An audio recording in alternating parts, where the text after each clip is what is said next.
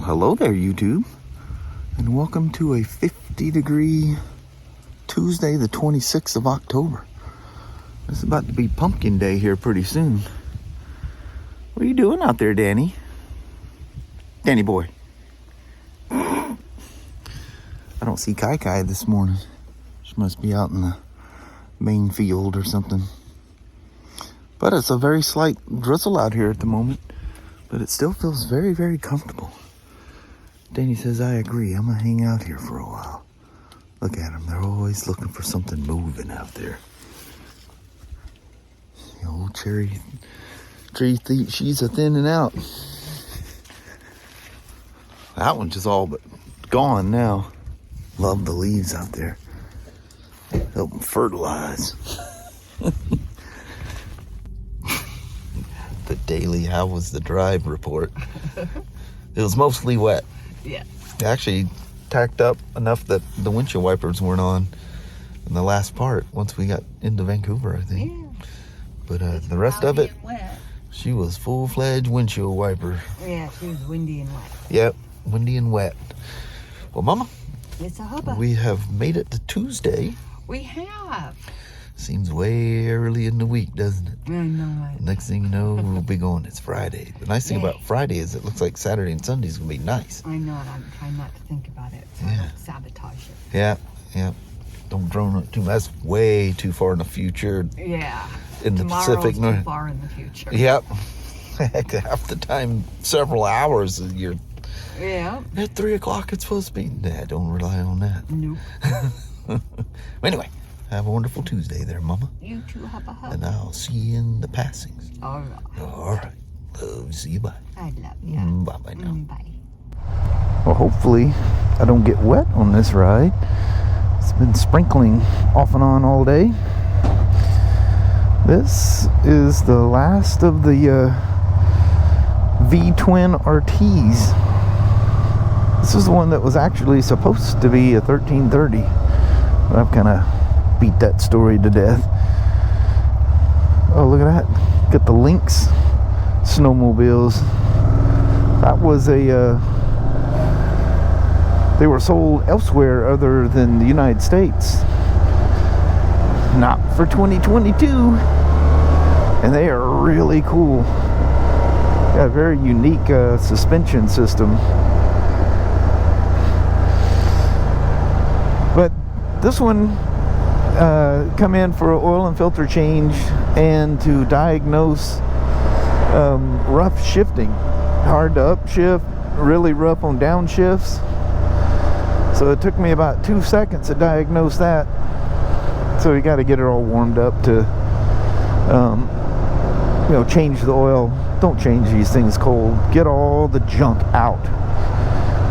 Get it all suspended in the oil, so when you pull them plugs and it all comes rushing out, any impurities come along with it. But at any rate, as soon as I was moving the thing around, I'm going, yep, I know what this is, all done already. So I let it sit there and idle on my bench until the fan starts cycling. The tank is almost too hot to touch. That's not the proper way of checking your oil, by the way. Ride it at least 9.3. Just take it for a 10-mile ride, come back, let her, these you only let them idle for I think 3 minutes, shut it off, and within a minute check the oil, and with the dipstick screwed in, it should be no more than the top line. Well, this one doesn't even touch. I was shocked at how low the oil was. I have no way of quantifying that other than just measuring what came out in the pans. But I can tell you it was probably 1.5, maybe 2 quarts low. So this is a common thing on these old twins, is one of the oil pumps. Let's go up here so we'll go past the red trees. Look at that. All the windstorms down here took them out. And these last 3 trees hadn't even changed colors yet the last time I came through here. And only one of them still has some leaves. These things burn about a half a quart every 1,200 miles on purpose. Makes them live a long time. You keep a stock air filter in these, change your oil, please use the BRP oil, and you keep that stock air filter in there, use the OEM stuff, you'll never adjust the valves on them. You got to check them every, I forget what it is on these things, every 12,000, 14, I don't even remember on the twins. It's been so long since I've done them.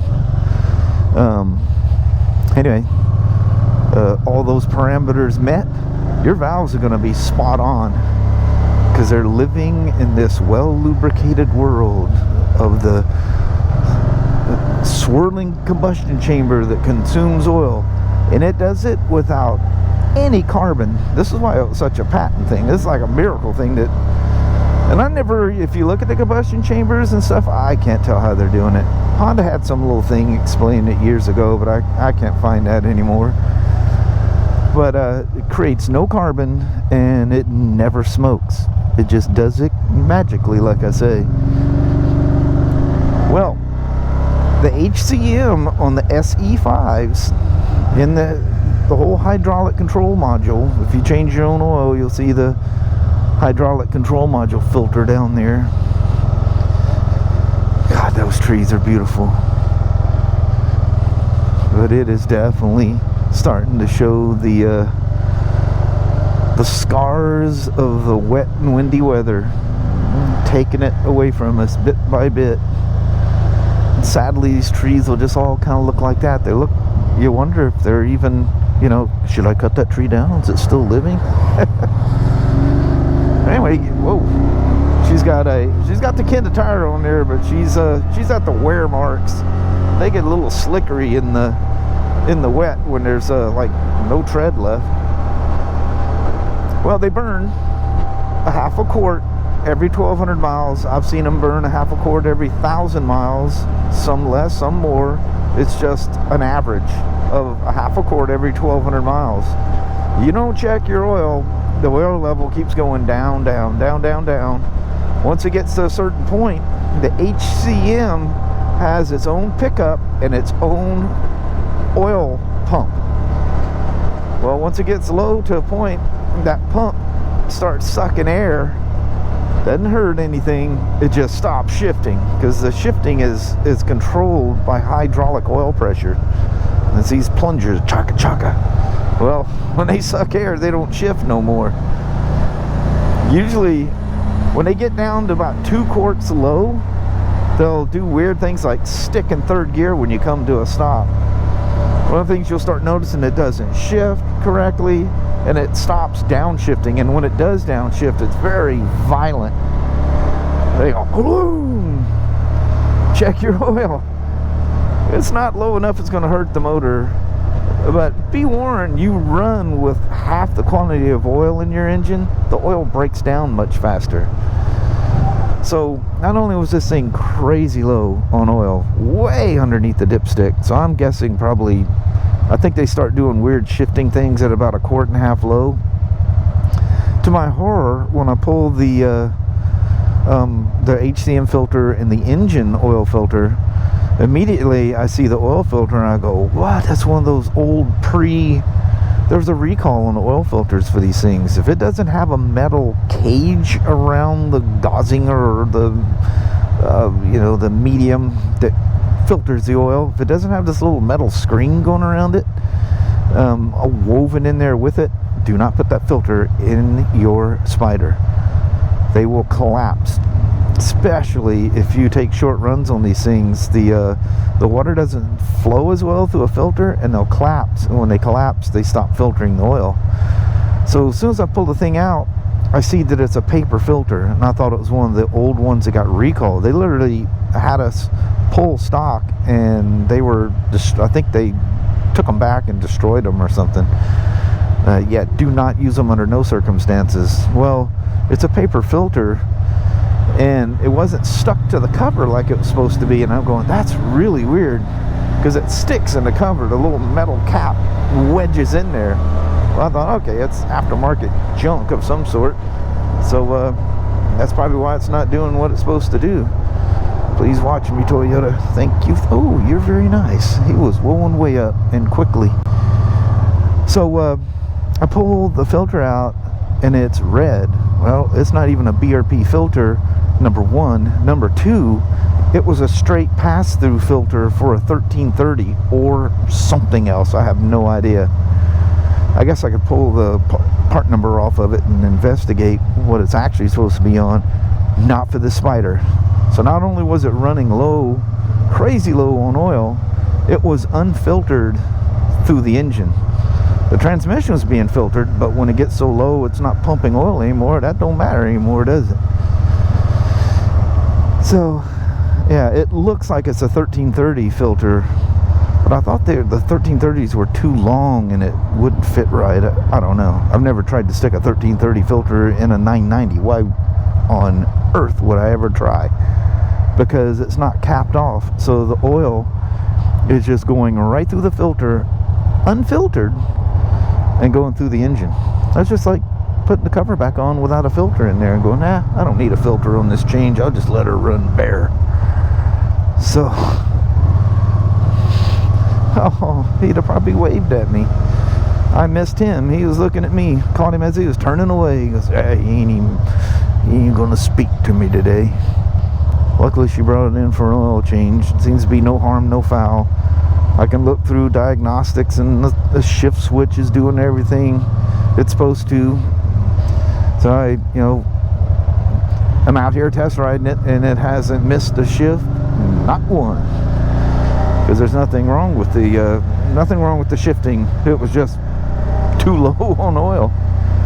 She as I mentioned, the rear tire, it's definitely at the point it needs replaced for safety if nothing else. We've got a lot of cupping on the inside of the front tires. Age wise they're due to be replaced. Mileage wise it's a little early, but they're so shaved on the inside, and when I ride it she feels a little nervous. So if she goes for the tires, she should really go with alignment as well. Make this thing all kinds of happy. And see, heavy on the brakes, you kind of feel this, but just a little bit of nervousness.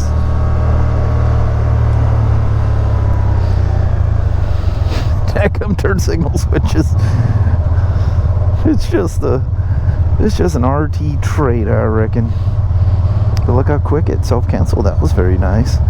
I think I'm gonna leave this thing inside just to see what they're gonna do. I've got an alignment on another one. Oh, that was that 20. Yeah, that was the one I rode you on the other day. There we are. Give you a quick little look around. I forget what they call the. Oh, I didn't put the screen back in. I full on did that. That's the screen that's on that side, and almost everybody's convinced that we forgot to put it on that side. There isn't one on the side on the twins, and you do not want to block that thing, not even with a cage. Leave that thing wide open just like it is. Trust me. And for the 13s, the channeling in that is a lot better.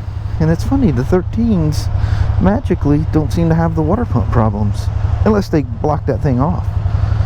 And I think it just overheats the whole engine. In fact, I know it does. I've talked to the BRP tech guys and they go, under no circumstance take the plates out or block that thing ever, under any circumstance. They done a bunch of testing. They said do not do it. And advise your customers likewise. But I will put the quick removable grill back in there. Can't believe I did that. Sitting there right next to the oil change kit. Can hardly miss that thing. That's the one I rode you the other day that need the alignment. Let's rectify this thing. What a knucklehead. It's just a quick release thing. Never be so cocky as not to look over your own work. I'm telling you, save you a lot of grief and a lot of embarrassment. I'm telling you, once again, I got lucky and got back right before the rain came. So, as you can see, most of this is 1330 stuff and BMWs. This is a 990 engine oil filter. It is not a pass-through filter. It has to be closed on one end to filter the oil. This is just a cap that's on this end. It's got to flow through it. This is what came out of that 990. This is like a 1330 filter, and it passes right through. So it passes through, hits that cup. It was running unfiltered oil. And it's not a BRP oil filter. It's just that paper crap. These things will collapse. See, this is even if this was a 1330, see, it's got the cage around it. See the caging around it? But oddly enough, it had a genuine Rotax HCM filter, and it is caged. I've seen them with aftermarket ones on these too. I've seen these in 1330s, and it just makes me cringe. I've seen the wrong oil in them, and it's funny. It's got all these past shifting codes, hydraulic stuff. Imagine that. Don't mess with this stuff. Good Lord. You guys know I preach it. You know the drill. Anyway, back to the old rain. Look at this at the end of the day. It's not that we didn't go through some pouring down rain.